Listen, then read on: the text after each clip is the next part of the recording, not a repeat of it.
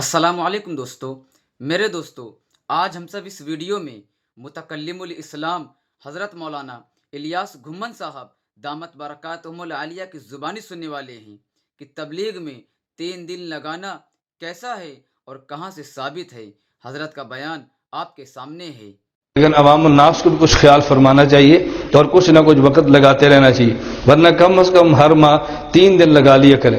میں کراچی میں تھا تو ایک نوجوان مجھے ملا اور پوچھنے لگے تبلیغ جماعت والے ہر مہینے جو 3 دن کی بات کرتے ہیں ماہانہ سروزہ، یہ تو بالکل شریعت میں نہیں ہے، نہ قرآن میں ہے، نہ حدیث میں ہے، نہ اسلاف میں ہے، یہ بدعت نے ایجاد کی ہے۔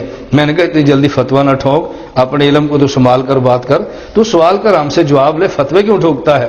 جب ہم نے جواب دینا ہے تو پھر آپ نے کہنا انتشار ہوتا ہے، اور جب تم فتوے ٹھوکتے ہو تو پھر انتشار نہیں ہوتا۔ اصل میں تو ان کو پکڑو جو فتوے ٹھوک رہے ہیں، جو اپنا دفاع کر رہے ہیں، ان کو تو موقع دینا چاہیے، بھئی آپ دفاع کریں اپنا۔ میں نے کہا یہ قرآن میں بھی ہے، بخاری میں بھی ہے، مسلم میں بھی ہے۔ مجھے کہتا ہے ان کے تو، میں نے کہا ان کتابوں میں ہے۔ کہتے ہیں سروزہ، میں نے کہا جی ہاں سروزہ۔ مجھے کہتے ہیں جی کہاں لکھا ہے؟ میں نے کہا رسول اللہ صلی اللہ علیہ وسلم عرش پہ گئے، 50 نمازیں ملی، رستے موسیٰ علیہ السلام ملے تو انہوں نے کہا حضور کام کروا لیں، یہ قوم نہیں پڑھے گی۔ حضور صلی اللہ علیہ وسلم 45 کروا لی۔ کہا کتنی ہے؟ کہا جی 45 کا 45 بھی نہیں پڑھیں گے۔ رسول اللہ صلی اللہ علیہ وسلم پھر گزارش کی تو 40 رہ گئی۔ یہ تو آپ نے حدیث سنی ہے نا، بالآخر 5 نمازیں رہ گئی تو حضرت رسول اللہ صلی اللہ علیہ وسلم پر وحی آئی، آپ کی امت 5 نمازیں پڑھے گی، اجر 50 کا ملے گا۔ نمازیں 5 پڑھے گی، اجر 50 کا ملے گا۔ یہ صحیح بخاری میں اور صحیح مسلم میں روایت یہ ہے کہ من صام رمضان و ستۃ من شوال کان کصیام الدہر کلہ، جو آدمی رمضان کا روزہ رکھے، 6 شوال کے روزے رکھے، اللہ اس کو پورے سال کے روزے کا اجر دیتا ہے۔ تو 5 نمازوں پر 50 کا اجر، رمضان اور 6 شوال کے روزوں پہ پورے سال کا اجر، یہ کیوں ملتا ہے؟ اس کی دلیل قرآن کریم میں ہے، من جاء بالحسنۃ فلہ عشر امثالھا، کہ جو آدمی ایک عمل اچھا کرے اللہ اس کو 10 کا اجر دیتے ہیں۔ میں نے کہا قرآن اور بخاری اور مسلم میں نے پیش کر دی ہے؟ مجھے کہتے ہیں جی ہاں۔ میں نے کہا اب استدلال سنیں، قرآن کریم میں ادو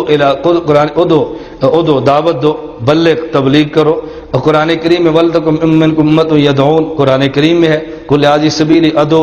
میں نے کہا قرآن میں ہے، لیکن قرآن نے وقت کا تعین نہیں کیا، کتنی دعوت دو، دین کی طرف کتنا بلاؤ، تعین تو کیا نہیں ہے نا۔ اب ہمارے اکابر نے مشورہ کیا، اس نے شادی بھی کرنی ہے، کاروبار بھی کرنا ہے، دکان پر بھی جانا ہے، دفتر بھی جانا ہے، زمین پر بھی جانا ہے، ہل چلانے ہیں، سارے کام کرنے ہیں، اور اس نے دین کی بات بھی کہنی ہے۔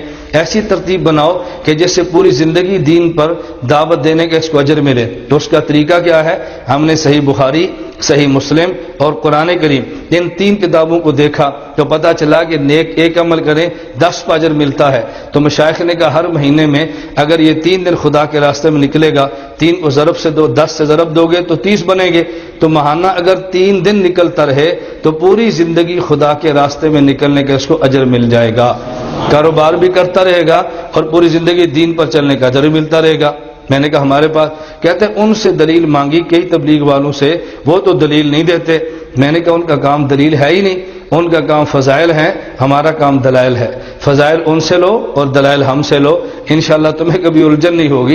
اللہ حضرت مولانا الیاس گھمن صاحب اور تمام علماء حق کو جزائے خیر عطا فرمائے، جو قدم قدم پر ہم لوگوں کی رہبری فرماتے رہتے ہیں، اور اللہ ہم سب کو اس مبارک کام سے جڑ کر سارے عالم میں چلنے اور پھرنے کی توفیق عطا فرمائے۔